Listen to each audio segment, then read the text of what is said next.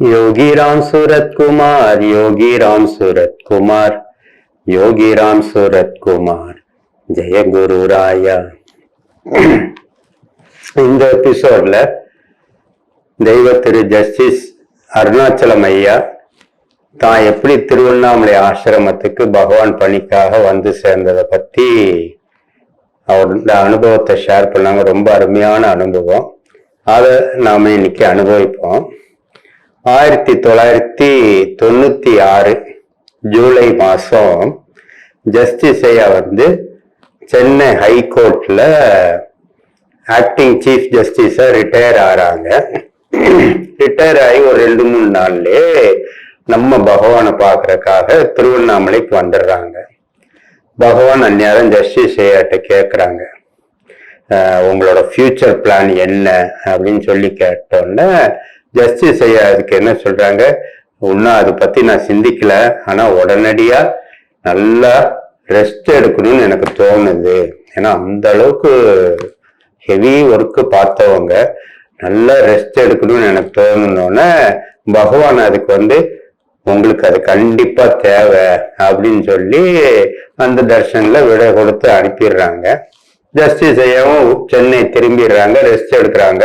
ஆனா பாத்தீங்கன்னா ஒரு 3 மாசம் கழிச்சுதான் திரும்ப பகவான்கிட்ட வர்றாங்க. வரும்போது பகவான் வந்து கரெக்டா நாள் சொல்லி, இத்தனை நாள் கழிச்சுதான் வந்திருக்கீங்க, உங்க ரெஸ்ட் டைம் முடிஞ்சிருச்சா, சரி இப்ப சொல்லுங்க உங்க ஃபியூச்சர் பிளான் என்ன அப்படின்னு சொல்லி ஜஸ்டிஸ் ஐயாட்ட கேட்க, ஜஸ்டிஸ் ஐயாவுக்கு ரொம்ப நாள் ஒரு ஆசை. என்ன ஆசைன்னா, ரிட்டையர் ஆன பிறகு தனக்கு கிடைச்ச பெரிய சொத்தான காஞ்சி மகா பெரியவாளும் நம்ம பகவானும் பத்தி அங்கங்க அந்தந்த ஊர்களுக்கெல்லாம் போய் அவங்களோட மகிமையெல்லாம் பேசணும் அப்படின்ற ஒரு ஆசை அவருக்கு, நீண்ட நாள் ஆசை. அந்த ஆசைய நம்ம பகவான்கிட்ட சொல்றாங்க. சொன்னோன்னா பகவானுக்கு கோபம் ரொம்ப வந்துருது. ஏன் வருது அப்படின்னா, பகவான் அதுக்கு பதில் சொல்றாங்க, நீங்களும் உங்க பேங்க் பேலன்ஸ் ரொம்ப கம்மியா வச்சிருக்கீங்க, இந்த பிச்சைக்கார மாதிரி கையில காசு உங்களுக்கு கிடையாது, உங்களுக்கோ ஒரு குடும்பம் இருக்கு, உங்களை நம்பி உங்க வீட்டுல மனைவி இருக்காங்க, உங்க 2 பெண் குழந்தைகள் இருக்காங்க, அவங்களுக்கு ஃபியூச்சர் இருக்கு, படிப்பு இருக்கு, அதுக்கெல்லாம் இப்ப ரூபா தேவை இருக்கு. அப்ப நீங்க போய் பிராக்டிஸ் பண்ணணும், இனிமேல் ரிட்டையர் ஆன பிறகு சம்பாதிக்கிறதுக்கான வழியை பார்க்கணும்னு சொல்லி ஒரு ஸ்ட்ராங் மெசேஜா சொல்றாங்க. நீங்க இங்கேயே இருக்கக்கூடாது, என்ன பண்ணணும்ன்றது கூட பகவான் டீட்டெயிலா சொல்லிட்டாங்க. சுப்ரீம் கோர்ட்ல போய் அங்க வந்து லா பிராக்டிஸ் பண்ணுங்க, வழக்குகளை எடுத்து வாதாடி உங்க ஃபியூச்சருக்கு தேவையான பணத்தை சம்பாதிங்க அப்படின்னு சொல்லி உடனடியா கிளம்பணும்ன்றாங்க. ஜஸ்டிஸ் ஐயா இதை எதிர்பார்க்கவே இல்லை. ஏன்னா டெல்லிக்கு போய் அதுல இன்னொரு கண்டிஷனும் பகவான் சொல்றாங்க, நீங்க டெல்லிக்கு உடனே போகணும், ஃபேமிலியோட போகக்கூடாது, ஃபேமிலியை இங்க விட்டுட்டு போகணும், தனியாத்தான் போகணும், போய் உடனடியா வேலைய நீங்க அங்க பிராக்டிஸ் வேலைய ஆரம்பிச்சிடணும்னு சொல்லி பகவான் அப்படி ஒரு ஸ்ட்ராங் இன்ஃபர்மேஷன் சொல்லிடுறாங்க. பகவான் சொன்னா கேட்டுதானே ஆகணும். அப்போ டெல்லிக்கு போகணும், அங்க போய் தங்குறதுக்கு இடம் பார்க்கணும். அது போக புதுசா அங்க போய் ஏற்கனவே நிறைய அங்க பெரிய பெரிய அட்வொகேட்ஸ் லாயர்ஸ் எல்லாம் இருப்பாங்க. அப்ப அவங்க எல்லாம் ஹேண்டில் பண்ற பெரிய பெரிய கேசஸ்ல நம்ம புதுசா போகும்போது சுப்ரீம் கோர்ட்ல நமக்கு குறைஞ்சபட்சம் ஒரு 5-6 மாசமாவது ஆகும் ஒரு கேஸ் கிடைக்கிறதுக்கு. இப்படி பல சிந்தனைகளோட இருக்க முதல்ல போய் தங்குறதுக்கு இடம் வேணுமே. அப்ப ஐயா நினைக்கிற போய் இறங்கணும்னு ஹோட்டல்ல தங்கணுமா, அந்த மாதிரிலாம் நினைச்சிட்டு இருக்கும்போது பகவானோட சங்கல்பம் வந்து எவ்வளவு ஃபாஸ்டா வேலை செஞ்சதுன்றது ஜஸ்டிஸ் ஐயா சொன்னாங்க. என்ன சொன்னாங்கன்னா, நான் எதிர்பார்க்கவே இல்லை, நான் போய் ஹோட்டல்ல தான் தங்கணும்னு நினைச்சேன், ஆனா சென்னையில எனக்கு தெரிஞ்ச இந்த ஜுடிஷியல் ஃபீல்ட்ல இருக்கக்கூடியவரோட ஃப்ரெண்டு வந்து டெல்லியில அவரோட அபார்ட்மெண்ட் சும்மாவே பூட்டி வச்சிருக்காராம்.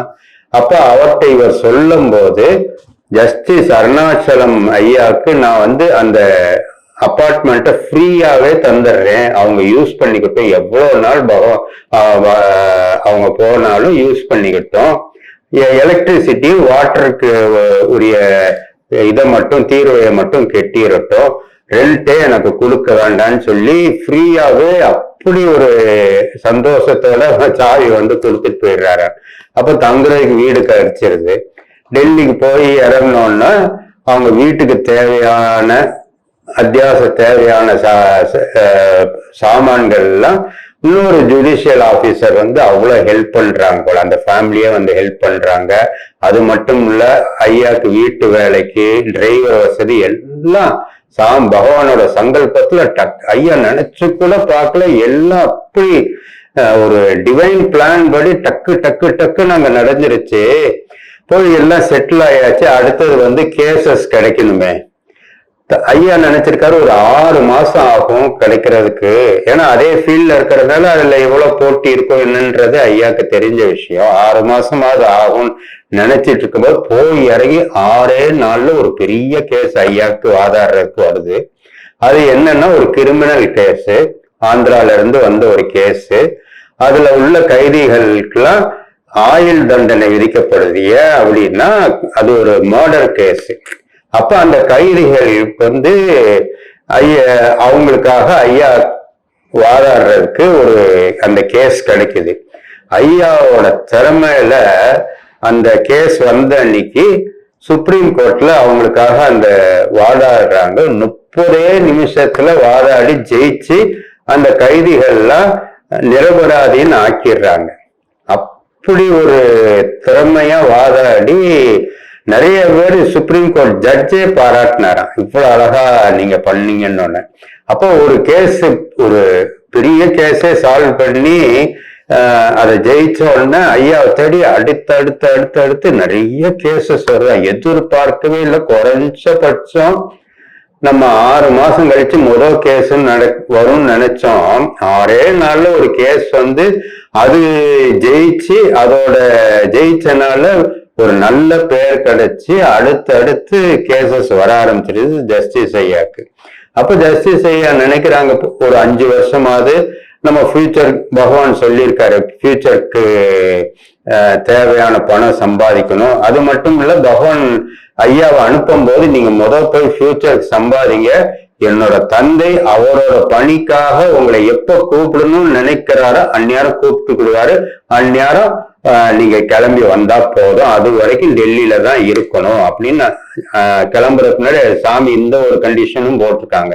நீங்க அந்த வேலையை முடிச்ச பிறகு தந்தையோட பணிக்காக தான் நீங்க இருக்கீங்க, அதுதான் உங்களோட பெர்மனன்ட் ஜாப்னு சொல்லி சாமி ஆசீர்வாதம் பண்ணி அனுப்புறாங்க. அது மட்டும் இல்ல, உங்களுக்கு துணைக்கு என்னோட தந்தை கூடயே இருப்பாரு, இந்த பிச்சைக்காரனும் உங்க கூடயே இருப்பேன் அப்படின்னு சொல்லியிருக்காங்க. அதை நடக்கதான் ஜஸ்டிஸ் ஐயா சாமியோட வாக்கு எவ்வளவு சத்திய வாக்கு. போனோன்னு வீடு கிடைக்குது, வீட்டுக்கு தேவையான சாமான்கள் ஒரு குடும்பம் வாங்கி கொடுக்குறாங்க, அவருக்கு ஒரு டிரைவர் தானா கிடைக்குது, தமிழ் பேசக்கூடிய டிரைவர் கிடைக்குது, வீட்டு வேலைக்கு தமிழ் பேசக்கூடிய ஒரு நபர் கிடைக்கிறாங்க, எல்லா வசதியும். அதை தாண்டி போன மாத்திரத்துல 6 நாள்ல ஜஸ்டிஸ் ஐயாக்கு ஒரு பெரிய கேஸ் வாதாடி ஜெயிக்கிற அளவுக்கு சாமி அப்படி எல்லா வழிகளும் ஏற்பாடு பண்ணி கொடுத்துருக்காங்க. அப்ப சாமி தான் கூட இருக்கிறத உணர்றாரு. அடுத்தடுத்து நிறைய கேஸ் வர ஜஸ்டிஸ் ஐயா நினைக்கிறாரு, சரி சாமி சொன்னபடி ஒரு 5 வருஷம் நம்ம இருப்போம் அப்படின்னு நினைக்கிறாரு. ஆனா சாமி அவரை வந்து ஒரு 26 மாசம் தான் அங்க இருக்க வச்சிருக்காங்க. அந்த 26 மாசத்துல ஒரு 8 மாசம் வந்து கோர்ட் லீவுன்னே போயிருது. இன்னொரு 4 மாசம் தன்னோட ஹெல்த்னால சில தேவைகள்னால சென்னைக்கு வர வேண்டிய சூழ்நிலைகள்லாம் இருக்கு. அப்ப 12 மாசம் இதுலயே போயிருக்கு. மொத்தத்திலே 14 மாசம்தான் அவர் கேசஸா எடுத்து நிறைய அங்க வாதாடி இருக்காரு. இப்ப லீவு டைம்ல அந்த ஒரு 8 மாசம் லீவ் டைம்ல எல்லாம் சென்னைக்கு வரும்போது ஒவ்வொரு தடையும் வரும்போது ஜஸ்டிஸ் ஐயா வந்து திருவண்ணாமலைக்கு போகாம இருந்ததே இல்லை. பகவானோட தரிசனத்துக்காக போயிடுவார். போகும்போது ஒவ்வொரு தடையும் போகும்போது பகவான் வந்து ஜஸ்டிஸ் ஐயாவுக்கு ஒரு புக்கு கொடுப்பார். மகாத்மா கலாச பத்தி ஒரு புக்கு கொடுத்து அதுல பகவானே சொல்லுவாரு, Om is this beggar's first and best name. அதுல வந்து பகவான் வந்து புக்கு கொடுக்கும்போது ஜஸ்டிஸ் ஐயாக்கு அதுல வந்து ஓம்னு எழுதி கொடுப்பாங்க போல இருக்கு. அதை எடுத்துட்டு ஜஸ்டிஸ் ஐயா டெல்லி போனோம்னா அதை எடுத்து படிப்பார் போல இருக்கு. சாமி கொடுத்துருக்காங்கன்னு ஆசையா ஆரம்பிப்பாரு. ஆனா 50 பேஜ் படிக்கிறதுக்குள்ள அதுல உள்ள இன்ட்ரெஸ்ட் எல்லாம் பொஸ்ன்னு அவருக்கு இறங்கிடும் போல். அதுக்கு மேல அவரால் தாண்டி படிக்க முடியல. ஆனா நடு ராத்திரில யாராவது மறுநாள் ஒரு கேஸ்க்கு வாதாடணும்னு சொல்லி அந்த கேஸ் ஷீட் பண்டல் பண்ண 1000 பக்கம் இருக்கும். அதை கொண்டு வந்து கொடுத்து அந்த கேஸுக்கான அட்வான்ஸ் செக் எல்லாம் வந்து கொடுத்தா நைட்டோட நைட்டு 1000 பக்கம்னாலும் படிச்சு மறுநாள் கேஸ் வாதாடி நான் ஜெயிச்சிருவேன். ஆனா சாமி கொடுத்த புக்கை என்னால இன்ட்ரெஸ்டோட படிக்க முடியலன்னு மனசுல ஒரு வருத்தம் இருக்கு. அந்த வருத்தத்தை பகவானுக்கு லெட்டராவே எழுதுறாரு. இந்த மாதிரி நீங்க புக் எல்லாம் கொடுக்குறீங்க, நானும் படிக்கிறேன், 50 பேஜ் கூட தாண்டல, அதுக்கு மேல எனக்கு அதுல இன்ட்ரெஸ்டே போயிடுது. ஆனா ஒரு பண்டல் 1000 பேஜ் பண்டலோட கேஸோட யாராவது வந்தாங்கன்னா நைட்டோட நைட்டு அதை படிச்சு முடிச்சு நெக்ஸ்ட் டே அதுக்காக வாதாடி அதை ஜெயிக்கவும் செஞ்சிடுறேன். எனக்கு அது ரொம்ப கில்ட்டியா இருக்கு. அது மட்டும் இல்ல, உங்களை எத்தனையோ தடவை தரிசனம் பண்ணிருக்கேன். நீங்க என் கையெல்லாம் அப்படி பிடிச்சு ஒவ்வொரு தடையும் எனக்கு பிளஸ் பண்ணிருக்கீங்க. எனக்கு நீங்க உங்க ஸ்பரிச தீட்சை கிடைக்கும் போது எனக்கு எந்த ஒரு ஷாக். நிறைய பக்தர்கள் சொல்லுவாங்க பகவானோட ஸ்பரிச தீட்சை கிடைச்சா அப்படி ஒரு டிவைன் எனர்ஜி பாஸ் ஆகுனாங்க. நான் இது வரைக்கும் அந்த மாதிரி அனுபவம் எனக்கு கிடைச்சது இல்லை. பெருசா ஒண்ணும் நான் சாதனையும் பண்றது இல்லை. லெட்டர்ல ஐயா இதெல்லாம் மென்ஷன் பண்றாங்க. சாதனை பகவானுக்கு எழுதுற லெட்டர்ல சாதனை எல்லாம் நான் பண்ணல. நாமா கூட நீங்க சொல்லுவீங்க, வேலை பார்க்கும் போது நாமா சொல்லு, நடக்கும் போது நாமா சொல்லு, எந்த காரியம் பண்ணாலும் நாமா சொல்லுன்னு சொல்றீங்க. எனக்கு நாமா கூட அவ்வளவு வர்றது இல்லை. அது மட்டும் இல்லாம ஃபாதர்ஸ் ஒர்க்குக்கு என்னை நீங்க யூஸ் பண்ண போறேன்னு சொல்றீங்க. எனக்கு அது அப்படி நான் ஒர்த்தே கிடையாது. அது ஒரு நீங்க சொல்றது ஒரு பெரிய வேஸ்டோ அப்படின்னு எனக்கு ஒரு மனசுல அப்படி ஒரு எண்ணம் வருது பகவான் சொல்லி டெல்லியில இருந்து லெட்டரை எழுதி போட்டுறாங்க சாமிக்கு. நெக்ஸ்ட் டைம் ஜஸ்டிஸ் ஐயா ஒரு சந்தர்ப்பத்துல பகவானை பார்க்க திருவண்ணாமலை போகும்போது அந்த லெட்டர் வச்சு சாமி ஒவ்வொன்றா சொல்றாங்க. என்ன சொல்றாங்கன்னா, யார் சொன்னா உங்கள்கிட்ட தெய்வீகம் இல்லைன்னு? ஃபர்ஸ்ட் டைம் இந்த பிச்சைக்காரன் உங்களை பார்த்த மாத்திரத்துல உங்கள்கிட்ட தெய்வீகம் அவ்வளவு இருக்குன்றது இந்த பிச்சைக்காரனுக்கு தெரிஞ்சிருச்சு. நீங்க 50 பக்கம் படிச்சு உங்களுக்கு அதுல இன்ட்ரெஸ்ட் குறைஞ்சிருச்சு போனா அதனால ஒன்றும் தப்பு இல்லை. ஆனா உங்களுக்குன்னு கொடுக்கப்பட்ட காரியத்தை நீங்க அந்த 1000 பேஜ் இருந்தாலும் அதை எடுத்து நீங்க அப்படி பண்றது அதுவும் ஃபாதர்ஸ் ஒர்க்கு, தந்தையோட பணி தான். அதுவும் ஒரு பெரிய சாதனை தான் அப்படின்னு ஐயாவோட வாழ்க்கை நடைமுறைய சாமி அப்படி உயர்த்தி உயர்த்தி சொல்றாங்க. நீங்க எல்லாம் முடிஞ்சு கடைசி என்னோட தந்தையோட பணிக்கு தான் வருவீங்க. அதுக்கான குவாலிட்டிஸ் எல்லாம் உங்கள்கிட்ட இருக்கு. உங்க வாக்குல என்னெல்லாம் வருதோ, உங்க எண்ணத்துல என்னெல்லாம் வருதோ எல்லாம் தந்தையோட எண்ணம், தந்தையோட வாக்கு, இந்த பிச்சைக்காரனோட வாக்குன்னு சொல்லி அத்தனை உத்தரவாதம் அப்படி மிகப்படுத்தி பகவான் ஜஸ்டிஸ் ஐயாவிட்ட அங்க இருக்கிற பக்தர்கள் முன்னாடி சொல்றாங்க. அது பிறகு ஐயா திரும்ப டெல்லிக்கு வந்துடுறாங்க. நிறைய கேசஸ் எல்லாம் வர ஆரம்பிக்குது. அப்படி இருக்கிற பட்சத்துல 1998 டிசம்பர் 1ஆம் தேதி பகவானோட ஜெயந்தி விழாக்கு ஜஸ்டிஸ் ஐயாக்கு திருவண்ணாமலைக்கு வரணும்னு அவ்வளோ ஆசை. சாமிக்கு லெட்டர் எழுதி போட்டா சாமி ரொம்ப ஸ்ட்ராங்கா கண்டிப்பா வரக்கூடாது, ரூபாயை செலவு பண்ணி வரக்கூடாது, நீங்க அங்கேயே இருக்கணும். இந்த பிச்சைக்காரன் டிசம்பர் 1ஆம் தேதி உங்க கூட இருக்கிறத நீங்க உணர்வீங்க, வருத்தப்பட வேண்டாம், நீங்க அங்கிருந்து அப்பாவோட காரியத்தை நீங்க அங்க பார்க்கணும் அப்படின்னு சொல்லி சாமியை ஜஸ்டிஸ் ஐயா டெல்லியிலே இருக்கிற மாதிரி சொல்லிடுறாங்க. சாமிக்கு கட்டுப்பட்டு அவரும் ஜஸ்டிஸ் ஐயாவும் டெல்லியில இருக்காங்க. அந்த டிசம்பர் 1 1998 அப்ப பகவான் சொல்லியிருக்காரு, தான் உங்களோட இருப்பேன், அதை நீங்க உணருவீங்க அப்படின்னு சொன்னதப்ப இவர் எதிர்பார்த்துக்கிட்டே இருக்காரு. பகவான் இன்னைக்கு நம்ம கூட இருக்கிறத நம்ம உணரணும்ன்றாரு. ஆனா எந்த ஒரு உணர்வுமே வரல. ரொம்ப ஒரு ஏமாற்றமா இருக்கு. பகவானோட போட்டோ முன்னாடி பகவான் நீங்க சொன்னீங்க, நான் கேட்டேன், டிசம்பர் 1 நான் அங்க வர்றேன்னு கேட்டேன். ஆனா நீங்க இங்க இருன்னு சொன்னீங்க, நானும் இருந்துட்டேன். நீங்க என் கூட இருப்பீங்க, அதை நான் உணர்வேன்னு சொன்னீங்க. எனக்கு அந்த மாதிரி ஒரு உணர்வே வரலையே பகவான், எனக்கு ரொம்ப வருத்தமா இருக்கு அப்படின்னு நினைச்ச மாத்திரத்துல அவர் வீடு ஃபுல்லா அப்படி ஒரு சந்தன வாசம். திடீர் அந்த எண்ணெய் வந்தோடனே அப்படி ஒரு சந்தன வாசம் வர ஆரம்பிக்குது. வர ஆரம்பிச்சோன்னா ஜஸ்டிஸ் ஐயா புரிஞ்சுக்கிட்டாரு, பகவான் வந்து தான் கூட இருக்காருன்றத உணர்ந்துடுறாரு. உணர்ந்துட்டு தன்னோட பணியை அங்க தொடர்ந்துட்டு இருக்காரு. நம்ப மாட்டீங்க, அந்த டிசம்பர் 1ஆம் தேதி 1998 முடிஞ்சு ஒரு வார காலகட்டத்துல திருவண்ணாமலையில இருந்து போன் வருது. வந்து என்ன வருதுன்னா, பகவான் வந்து ஜஸ்டிஸ் ஐயாவுக்கு ஒரு மெசேஜ் சொல்றாங்க, நீங்க டெல்லியில வேலை பார்த்தது போதும், உடனடியா கிளம்பி வந்துடணும் அப்படின்னு சொல்லி தகவல் வருது. அப்ப சில கேசஸ்க்கெல்லாம் ஐயா வந்து அக்செப்ட் பண்ணியிருக்காங்க, அதுக்குரிய அட்வான்ஸ் எல்லாம் வாங்கியிருக்காங்க. அதை முடிச்சிட்டு வரலாமான்னா நோ, அதுக்கு நோ. இமீடியட்டா என்னோட தந்தையோட காரியத்துக்கு உடனடியா நீங்க வந்துடணும். அந்த வாங்கின கேசஸ்க்கெல்லாம் அந்த என்ன அட்வான்ஸோ திரும்பி கொடுத்துடணும், கொடுத்துட்டு நீங்க உடனே கிளம்பி வரணும்னு ஜஸ்டிஸே அதை உடனே இம்ப்ளிசிட் ஒபீடியன்ஸ், சாமி சொன்ன வார்த்தையை உடனடியா ஏன்னா பெரிய பெரிய கேசஸ், அதுக்கு அவ்வளவு ஒரு வருமானமும் இருக்கும், அதெல்லாம் உதறிட்டு வர்றதுன்னா சாதாரண விஷயம் கிடையாது.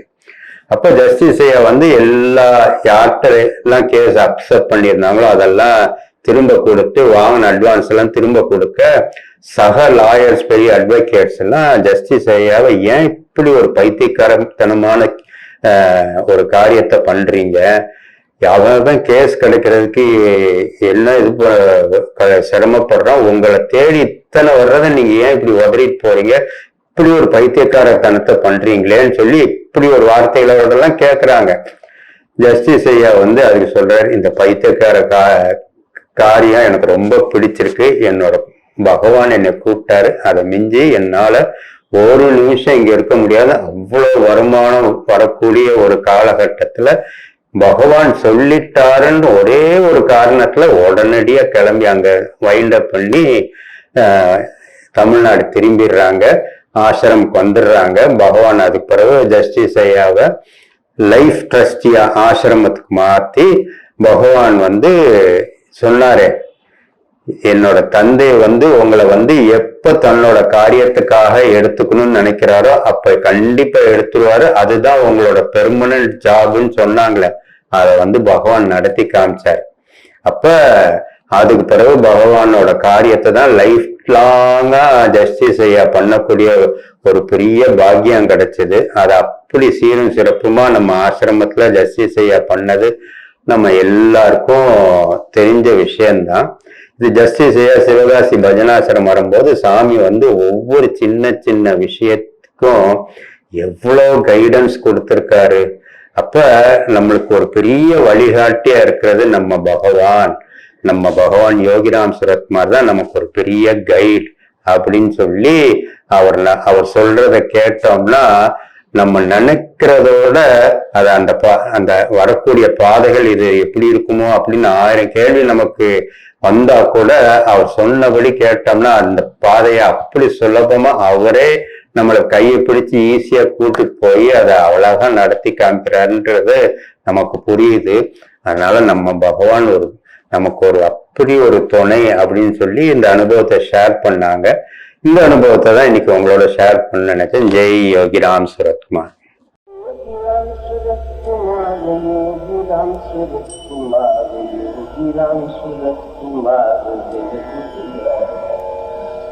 योगी